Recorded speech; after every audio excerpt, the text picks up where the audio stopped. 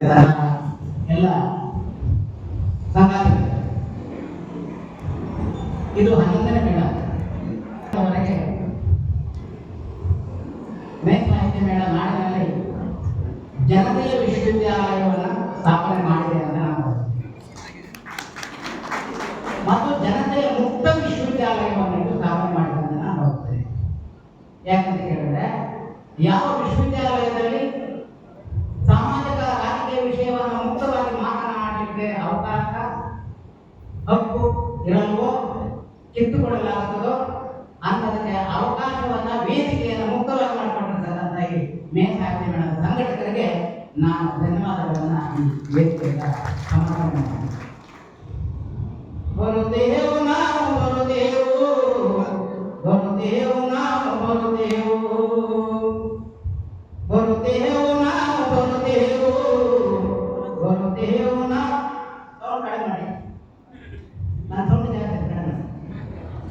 ಬರುತ್ತೇವು ನಾವು ಬರುತ್ತೇವು, ಬರುತ್ತೇವು ನಾವು ಬರುತ್ತೇವು, ಯುಗ ಯುಗಗಳಿಂದ ನೀವು ಕುಡಿದ ಜನಗಳ ಹೊರತರಿಗಳು ನಾವು.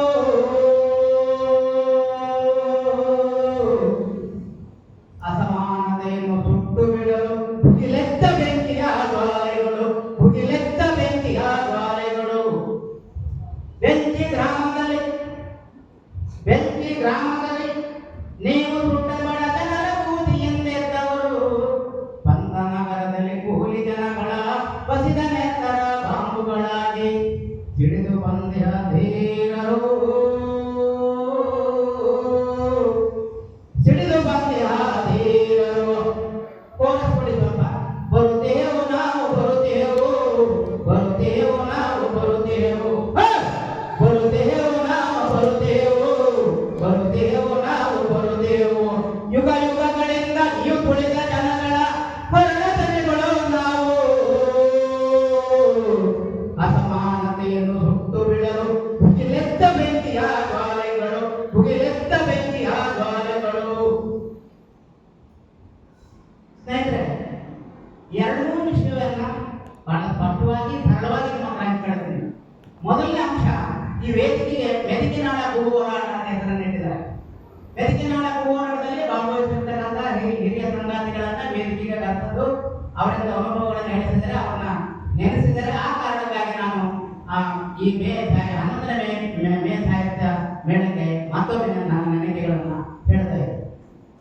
ರಾಯಚೂರು ಜಿಲ್ಲೆಯಾದ್ಯಂತ ನಡೆದಂತಹ ಭೂ ಹೋರಾಟಗಳಲ್ಲಿ ಮೊದಲನೇ ಹಂತದಲ್ಲಿ ನಡೆದಂತಹ ಮೆದಿಕೆನಾಳ ಭೂ ಹೋರಾಟ ಅತ್ಯಂತ ಮಹತ್ವದ್ದು. ಅದಕ್ಕಿಂತ ಮಹತ್ವದ ಹೋರಾಟ ರಾಯಚೂರು ಜಿಲ್ಲೆಯ ಲಿಂಗಸೂರು ತಾಲೂಕಿನ ಗೆಜ್ಜಲಘಟ್ಟ ಭೂ ಹೋರಾಟ. ಮೆದಿಕೆನಾಳ ಹೋರಾಟದ 10 ಪಟ್ಟು ದೊಡ್ಡದು. ಮತ್ತೇನಾದರೂ ರಾಯಚೂರು ವ್ಯಾಪ್ತಿಯಲ್ಲಿ ಸಾಹಿತ್ಯ ಮೇಳವನ್ನು ಮಾಡೋದಾದ್ರೆ ದಯವಿಟ್ಟು ಲಿಂಗಸೂರು ತಾಲೂಕಿನ ಗೆಜ್ಜಲಘಟ್ಟ ಭೂ ಹೋರಾಟದ ಆ ಹೆಸರನ್ನ ವೇದಿಕೆಗೆ ಇಡಬೇಕು ಅಂತ ನಾನು ಈ ವೇದಿಕೆಯಿಂದ ನಾನು ಕೋರಿಕೊಳ್ತೇನೆ. ಮೆದಿಕೆನಾಳ ಹೋರಾಟದ ಮಹತ್ವ ಏನು, ಮೆದಿಕೆನಾಳ ಹೋರಾಟದ ಕೊಡುಗೆ ಏನು, ಇದನ್ನ ವ್ಯಾವಹಾರಿಕ ದೃಷ್ಟಿಕೋನದಿಂದ ಮೌಲ್ಯಮಾಪನ ಮಾಡುವುದು ಬೇರೆ, ಹೋರಾಟದ ದೃಷ್ಟಿಕೋನದಿಂದ ಮೌಲ್ಯಮಾಪನ ಮಾಡುವುದು ಬೇರೆ. ಮೆದಿಕೆನಾಳ ಭೂ ಹೋರಾಟ ಎಷ್ಟು ಜನ ಭೂಹೀನರಿಗೆ ಎಷ್ಟು ಎಕರೆ ಭೂಮಿಯನ್ನು ಕೊಡ್ತು ಅಂತ ಹುಡುಕೋದು ಆರ್ಥಿಕ ಹೋರಾಟದ ಮಾನದಂಡ.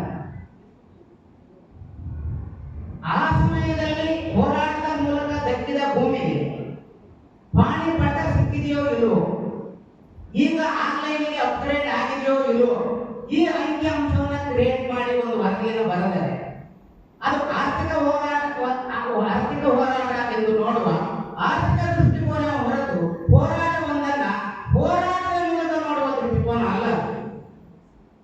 ನಾನು ಮತ್ತೊಂದು ಅಂಶವನ್ನು ಇಲ್ಲಿ ಸೇರಿಸ್ತೀನಿ. ಮೆದಿಕೆನಾಳ ಭೂ ಹೋರಾಟ ರಾಯಚೂರು ಜಿಲ್ಲೆಯ ಲಿಂಗಸೂರು ತಾಲೂಕಿನ ಮಸ್ಕಿ ಹೋಬಳಿಯ ಮೆದಿಕೆನಾಳದಲ್ಲಿ ನಡೆಯಿತು. ಅದೇ ಸಮಯದಲ್ಲಿ ಚಿಕ್ಕಮಗಳೂರು ತಾಲೂಕು ಆಗೂರು ಹೋಬಳಿಯ ಚಂಡುಗೋಡಿನಲ್ಲಿ ಭೂ ಹೋರಾಟ ನಡೆಯಿತು. ಹಾಗಿದ್ರೆ ಚಂಡುಗೋಡು ಭೂ ಹೋರಾಟದ ಕೊಡುಗೆ, ಚಿಕ್ಕಮಗಳೂರು ದಲಿತ ಹೋರಾಟದ ಪರಂಪರೆಯಲ್ಲಿ ಅದರ ಕೊಡುಗೆ, ಅದರ ಕಾಣಿಕೆ ಏನು, ಇವೆರಡರ ಒಟ್ಟಿಗೆ ಇಟ್ಟು ನೋಡ್ತಕ್ಕಂಥ ಅಗತ್ಯ ಇದೆ ಅಂತ ನಾನು ಭಾವಿಸ್ತೇನೆ. ಯಾಕಂದ್ರೆ ಮತ್ತೆ ಹೇಳ್ತಿದ್ದೇನೆ, ಹೋರಾಟವನ್ನು ಹೋರಾಟದ ದೃಷ್ಟಿಕೋನದಿಂದ ನೋಡಬೇಕು. ಇಲ್ಲಿ ಬಂದಿರ್ತಕ್ಕಂಥ ಹಿರಿಯ ಸಂಗಾತಿಗಳು ಆರ್ ಮಾನ್ಸೇನವರ ಹೆಸರನ್ನ ಪದೇ ಪದೇ ಹೇಳಿದ್ರು. ಆರ್ ಮಾನ್ಸೇನವರು ಆ ಚಳವಳಿಯಲ್ಲಿ ಭಾಗವಹಿಸಿರುವಂತ ಸರಿಯೇ. ಒಂದು ಹೋರಾಟ, ಒಂದು ಚಳವಳಿ, ಅದು ಗುಣಾತ್ಮಕವಾದ ಪಲ್ಲಟವನ್ನ ನಿರ್ಮಾಣ ಮಾಡುತ್ತದೆ. ಚಳವಳಿ ತನ್ನ ಪದವನ್ನ, ತನ್ನ ಸೈದ್ಧಾಂತಿಕ ಮತ್ತು ರಾಜಕೀಯ ಪದವನ್ನ ಗುಣಾತ್ಮಕವಾಗಿ ಬದಲಾಯಿಸಿಕೊಳ್ಳುತ್ತದೆ. ಹೋರಾಟದಲ್ಲಿ ಪಾಲ್ಗೊಂಡಂತಹ ಜನತೆಯನ್ನ ಹೋರಾಟದ ಕಾರ್ಯಕರ್ತರನ್ನಾಗಿ ಮಾರ್ಪಡಿಸುತ್ತದೆ. ಹಾಗೆ ರೂಪುಗೊಂಡ ಕಾರ್ಯಕರ್ತರಲ್ಲಿ ಹೋರಾಟದ ನಾಯಕತ್ವದ ಲಕ್ಷಣವನ್ನು ಮೂಡಿಸುತ್ತದೆ. ಇದು ನಿಜವಾದ ಹೋರಾಟ. ಹಾಗಾಗಿ ಮೆದುಗಿನಾಳ ಹೋರಾಟ ನೂರಾರು ಜನರನ್ನ, ಆ ಹೋರಾಟದಲ್ಲಿ ಭಾಗವಹಿಸಿದ ನೂರಾರು ಜನರನ್ನ ಕಾರ್ಯಕರ್ತರನ್ನಾಗಿ ಮಾರ್ಪಡಿಸಿದೆ. ಈ ಹೋರಾಟದ ಎದುರಾಗಿದೆ ಭೂಮಿಯ ಸಿದ್ಧಾಂತ ಅರ್ಥ ಮಾತ್ರವಲ್ಲ, ಈ ಹೋರಾಟದಲ್ಲಿ ಪಾಲ್ಗೊಂಡ ಜನತೆ ಕಾರ್ಯಕರ್ತರ ಆದ ನಂತರ ಆ ಕಾರ್ಯಕರ್ತರಲ್ಲಿ ಅನೇಕರಲ್ಲಿ ನಾಯಕತ್ವದ ಗುಣವನ್ನು ಕ್ರಿಯೇಟ್ ಮಾಡ್ತಲ್ಲ, ಇದು ಮೆದುಗಿನಾಳ ಹೋರಾಟದ ಬಹಳ ದೊಡ್ಡ ಕಾಣಿಕೆ.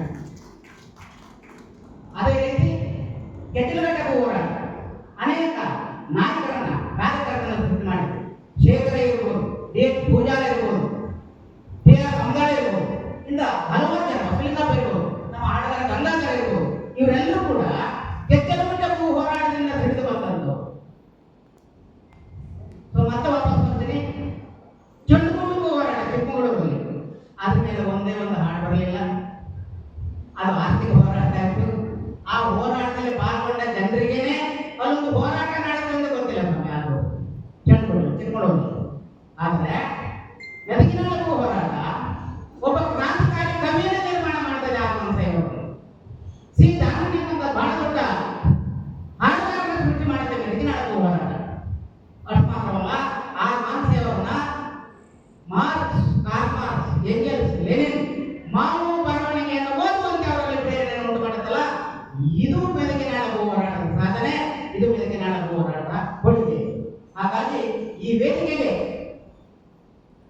ಮೆದುಗಿನಾಳ ಹೋರಾಟ ಅಂತ ಹೇಳಿರ್ತಕ್ಕಂಥದ್ದು ರಾಜಕೀಯ ದೃಷ್ಟಿಕೋನದಿಂದ ಅತ್ಯಂತ ಸಮರ್ಪಕವಾದುದು ಅಂತ ನಾನು ಭಾವಿಸ್ತೇನೆ. ಎರಡನೇ ಅಂಶ ಅಂತಂದ್ರೆ ಅಸಮಾನ ಭಾರತ, ಸಮಾನತೆಗಾಗಿ ಸಂಘರ್ಷ. ಭಾರತ ಅಸಮಾನ ಭಾರತ ಮಾತ್ರ ಆಗಿಲ್ಲ, ಇದು ಅಪಮಾನದ ಭಾರತ, ಇದು ಬಹಿಷ್ಕೃತ ಭಾರತ, ಇದು ತಿರಸ್ಕೃತ ಭಾರತ ಆಗಿದೆ, ಇದು ಅಸಹಾಯಕತೆ ಭಾರತ ಇದೆ, ಇದು ಹಿಂಸಾತ್ಮಕ ಭಾರತ ಆಗಿದೆ. ಭಾರತದಲ್ಲಿ ಅಸಮಾನತೆ ಎಷ್ಟಿದೆ ಲೆಕ್ಕ ಹಾಕಬಹುದು, ಅಂಕಿಅಂಶಗಳನ್ನ ಕ್ರಿಯೇಟ್ ಮಾಡಬಹುದು, ಸಂಗ್ರಹ ಮಾಡಬಹುದು. ಆರ್ಥಿಕ ಸಂಪತ್ತು ಎಷ್ಟು ವ್ಯತ್ಯಾಸ ಇದೆ, ಅಧಿಕಾರ ಹಂಚಿಕೆಯಲ್ಲಿ ಎಷ್ಟು ಅಸಮಾನತೆ ಇದೆ, ಸರ್ಕಾರಿ ನೌಕರಿಯಲ್ಲಿ ಎಷ್ಟು ಅಸಮಾನತೆ ಇದೆ, ಅಸಮಾನತೆ ಅಂಕಿಅಂಶಗಳನ್ನು ತೆಗೆದು ಕೋಷ್ಟಕ ತೆಗೆದು ಇಷ್ಟು ಪ್ರಮಾಣದಲ್ಲಿ ಅಸಮಾನತೆ ಇದೆ ಅಂತ ಹೇಳ್ಬೋದು. ಅಧಿಕಾರ ಹಸ್ತಾಂತರ ಆದಾಗ 1950 ಇಸ್ವಿಯಲ್ಲಿದ್ದಂತ ಅಸಮಾನತೆಯ ಪ್ರಮಾಣ 1992 ಜಾಗತೀಕರಣ ನೀತಿಗಳು ಜಾರಿ ಬರುವ ಹೊತ್ತಲ್ಲಿ ಅದರ ಪ್ರಮಾಣ ದ್ವಿಗುಣಗೊಂಡಿದ್ದು, ಕಡಿಮೆ ಆಯಿತು. ಪ್ರಭುತ್ವದ ಸಾಧನೆಯನ್ನ ಅಸೆಸ್ ಮಾಡಲಿಕ್ಕೆ, ಮೌಲ್ಯಮಾಪನ ಮಾಡಲಿಕ್ಕೆ ಆ ಅಂಕಿಅಂಶಗಳನ್ನ ಪಕ್ಕಕ್ಕಿಟ್ಟು ನಾವು ಅವಲೋಕನ ಮಾಡಬಹುದು. 92ರಲ್ಲಿದ್ದಂತ ಅಸಮಾನತೆಯ ಡಾಕ್ಟರ್ಗಳು 2025 ಹೊತ್ತಿಗೆ ಕಡಿಮೆ ಆಗಿದ್ದವು, ಜಾಸ್ತಿ ಆಗಿದ್ದವು, ಮೌಲ್ಯಮಾಪನ ಮಾಡಬಹುದು. ಆದರೆ ಅಪಮಾನವನ್ನ ನೀವು ಹೆಂಗ ಅಸೆಸ್ ಮಾಡ್ತೀರಿ? ಹೆಂಗ ಅಸೆಸ್ ಮಾಡಿದ್ರೆ ಅಪಮಾನವನ್ನ?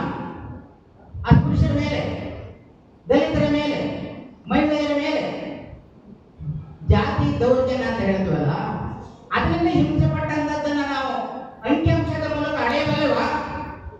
ಯಾವ ಮಾನದಂಡದಲ್ಲಿ ಅಳೆಯಕ್ಕೆ ಸಾಧ್ಯ ಆಗುತ್ತೆ? ಯಾವ ತಕ್ಕಡೆಯಲ್ಲಿ ತೂಗ್ತಾರೆ ಅಪಮಾನವನ್ನ? ಮಹಿಳೆಯರ ಮೇಲೆ ಮಾಡುವ ಅಪಮಾನ, ಅಸ್ಪೃಶ್ಯರ ಮೇಲೆ ಮಾಡುವ ಅಪಮಾನ, ದಲಿತರ ಮೇಲೆ ಮಾಡುವ ಅಪಮಾನ ಇದೆಯಲ್ಲ, ಅದಕ್ಕೆ ಯಾವ ಅಂಕಿಅಂಶವನ್ನು ತೆಗೆಯಲಿಕ್ಕೆ ಸಾಧ್ಯ ಇದೆ? ಯಾವ ತಕ್ಕಡೆಯಲ್ಲಿ ತೂಗಬೇಕು? ಯಾವ ಮೆಂಟಲ್ ಅಳೆಯಬೇಕು? ಯಾವ ಮಾನದಂಡ? ಇದು ಆರ್ಥಿಕ ಅಸಮಾನತೆ, ಸಾಮಾಜಿಕ ಅಸಮಾನತೆಗಿಂತ ಅತ್ಯಂತ ಭಯಾನಕವಾದದ್ದು, ಹಿಂಸಾತ್ಮಕವಾದದ್ದು, ಅತ್ಯಂತ ಕ್ರೂರವಾದದ್ದು. ಹಾಗಾಗಿ ಭಾರತದಲ್ಲಿ ಆರ್ಥಿಕ ಸಾಮಾಜಿಕ ಅಸಮಾನತೆಯ ಜೊತೆಗೆ ಅಪಮಾನದ ಕರಾಳ ವಿಕರಾಳ ಕ್ರೂರವಾದ ಚರಿತ್ರೆ ಇದೆ. ವರ್ತಮಾನದಲ್ಲಿ ಅದು ಮುಂದುವರೆದಿದೆ. ಎಲ್ಲಿವರೆಗೆ ಮುಂದುವರೆದಿದೆ ಅಂತ ಕೇಳಿದ್ರೆ, ಜಾತಿ ಗಣತಿಗೆ ಹೋದಾಗ ಮನೆ ಮುಂದೆ ಮಾದಿಗ ಸಮುದಾಯದವರು ನಾವು ಮಾದಿಗರಂತ ಬರ್ಸೋದಕ್ಕೆ ಹಿಂದೆ ಮುಂದೆ ನೋಡ್ತಿದ್ದಾರೆ, ಹೊಲೆಯ ಸಮುದಾಯದವರು ನಾವು ಹೊಲೆಯರಂತ ಬರ್ಸೋದಕ್ಕೆ ಹಿಂದೆ ಮುಂದೆ ನೋಡ್ತಿದ್ದಾರೆ. ಇದು ಆ ಸಮುದಾಯಗಳಿರ್ತಕ್ಕಂಥ ಆಯ್ಕೆಯ ಪ್ರಶ್ನೆ ಅಲ್ಲ, ಆ ಸಮುದಾಯಗಳಿರ್ತಕ್ಕಂಥ ಸ್ವಾತಂತ್ರ್ಯದ ಪ್ರಶ್ನೆ ಅಲ್ಲ. ತುಳಿಯುವಂತ ಜನ, ಅಪಮಾನ ಮಾಡುವಂತ ಜನ, ಹೊಲೆಯರು ಅಂತ ಹೇಳಿಕೊಳ್ಳಲಾಗದಲ್ಲಿ ರೀತಿಯಲ್ಲಿ ಅಪಮಾನದ ಸ್ಥಿತಿಯಲ್ಲಿ ಮುಂದುವರೆಸುವಂತ ಸ್ಥಿತಿಯಲ್ಲಿ ಇಟ್ಟಿದಾರಲ್ಲ, ಅದಕ್ಕೆ ವಿಷಾದ ಪಡಬೇಕಾಗಿದ್ದು, ಅಪರಾಧ ಪರಿಚಯ ಮೂಡಬೇಕಾಗಿದ್ದು ತುಳಿಯುವ ಜನರಲ್ಲ ಹೊರತು ಅಸ್ಪೃಶ್ಯರಲ್ಲ. ಎಷ್ಟು ವರ್ಷದಿಂದ ತುಳಿತೀರಿ ಅಸ್ಪೃಶ್ಯರನ್ನ? ಎಷ್ಟು ವರ್ಷದಲ್ಲಿ ಮುಂದುವರೆಸ್ತೀರಿ ನೀವು? ದಲಿತ ಚಳವಳಿಗೆ 50 ವರ್ಷ ಆಯ್ತು. ನಾನು ಕೇಳಿದೆ, ದಲಿತ ಚಳವಳಿಗೆ 50 ವರ್ಷ, ಅಪಮಾನ ಅಸಮಾನತೆಯ ವ್ಯವಸ್ಥೆಗೆ ಎಷ್ಟು ವರ್ಷ? 5,500 ವರ್ಷ ಇದೆ ಅಲ್ವಾ? ದಲಿತ ಚಳವಳಿ ವಿಫಲ ಆಯ್ತು ಅಂತ ಹೇಳ್ತೀವಿ. ಹಾಗಾದ್ರೆ ಅಸಮಾನತೆ ವ್ಯವಸ್ಥೆ ಸಕ್ಸಸ್ ಆಯ್ತು ಅಂತ ಅರ್ಥ. ಅಸಮಾನತೆ ವ್ಯವಸ್ಥೆ ಸಕ್ಸಸ್ ಆಯ್ತು ಅಂತ ಅರ್ಥ. ಸೊ ಹಾಗಾಗಿ ಈ ಅಸಮಾನ ಭಾರತ ಏನಿದೆಯಲ್ಲ, ಈ ಅಸಮಾನ ಭಾರತದ ಪರಿಕಲ್ಪನೆಯನ್ನ ಚರ್ಚೆಯಲ್ಲಿ ಅಗಲ ಮಾಡಿದ್ರೆ, ಇದರ ಆಳಕ್ಕೆ ಹೋದರೆ ಹಿಂಸಾತ್ಮಕ ಭಾರತ ಕಾಣಿಸ್ತದೆ, ಅಪಮಾನದ ಭಾರತ ಕಾಣಿಸ್ತದೆ, ಅಸಹಾಯಕತೆ ಭಾರತ ಕಾಣಿಸ್ತದೆ. ಅಷ್ಟು ಮಾತ್ರವಲ್ಲ, ಪ್ರತಿರೋಧದ ಭಾರತ ಕಾಣಿಸ್ತದೆ, ಹೋರಾಟದ ಭಾರತ ಕಾಣಿಸ್ತದೆ, ಪ್ರತಿಸೃಷ್ಟಿಯ ಭಾರತ ಕಾಣುತ್ತೆ.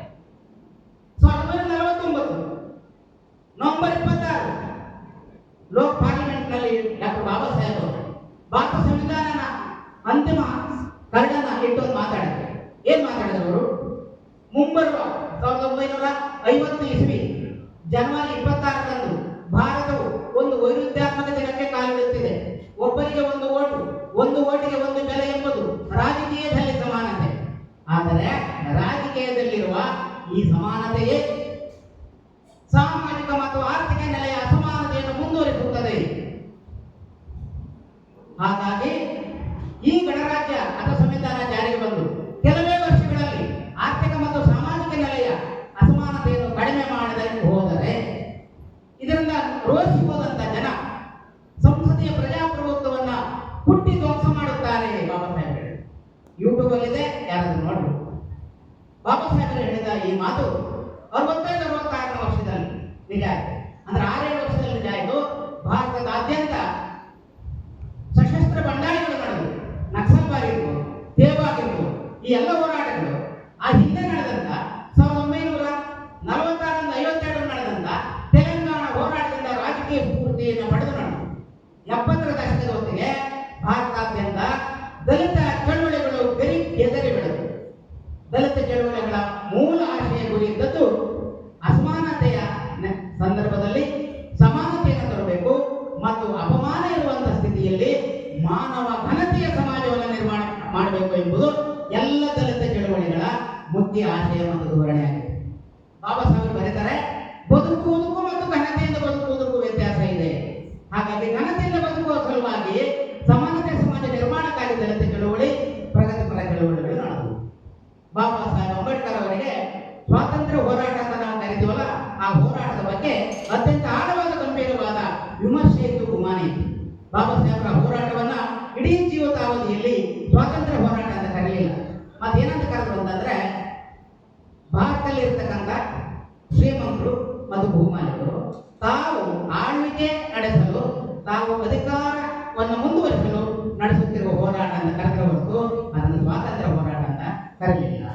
ಮತ್ತು ಇಂಡಿಯಾದಲ್ಲಿ ಸ್ವಾತಂತ್ರ್ಯ ಎಂಬುದು ಪರಿಪೂರ್ಣ ಆಗಬೇಕಾದ್ರೆ ಆರ್ಥಿಕ ಸಾಮಾಜಿಕ ನೆಲೆಯ ಸಮಾನತೆ ಬರಬೇಕು, ಲಿಂಗ ತಾರತಮ್ಯ ಹೋಗ್ಬೇಕು, ಅದು ನಾಶ ಆಗಬೇಕು, ಆಮೇಲೆ ಸ್ವಾತಂತ್ರ್ಯ ಎಂಬುದಕ್ಕೆ ಅರ್ಥ ಬರ್ತದೆ. ಇದು ಬಾಬಾ ಸಾಹೇಬ್ ಹೇಳಿದ್ರು. ಈಗಿನ ದಿನಗಳಲ್ಲಿ ಅಂತಂದ್ರೆ, ಈಗಿನ ದಿನಗಳಲ್ಲಿ ಈ ಅಸಮಾನತೆಯ ಸಮಾಜವನ್ನ, ಅಪಮಾನದ ಸಮಾಜವನ್ನ ಬದಲಾಯಿಸಕ್ಕೆ ನಡೆದಂತ ಹೋರಾಟಗಳು, ಅವರು ಹಿಡಿದಿರ್ತಕ್ಕಂಥ ಸಿದ್ಧಾಂತಗಳನ್ನ ಒಂದು ಸರಳೀಕರಿಸಲಾಗಿದೆ, ಇನ್ನೊಂದು ಅವನ್ನ ಏನ್ ಮಾಡಲಾಗಿದೆ, ಭ್ರಷ್ಟಗೊಳಿಸಲಾಗಿದೆ, ವಿಕೃತೀಕರಿಸಲಾಗಿದೆ. ಸೊ ವಿಕೃತೀಕರಿಸಲಾಗಿರ್ತಕ್ಕಂಥ ಚಳುವಳಿಗಳು, ಭ್ರಷ್ಟಗೊಳಿಸಿರ್ತಕ್ಕಂಥ ಚಳುವಳಿಯ ಸಿದ್ಧಾಂತಗಳನ್ನ ಸರಿಯಾದ ದಾರಿಯಲ್ಲಿ ಸರಿದೂಗಿಸಿಕೊಂಡು ಹೋಗುವಂತ ಜವಾಬ್ದಾರಿ ಇವತ್ತಿನ ಯುವ ತಲೆಮಾರಿನ ಮುಂದಿದೆ. ಇಷ್ಟು ಮಾತ್ರ ನನ್ನ ಮಾತನ್ನು ನಮಸ್ಕಾರ.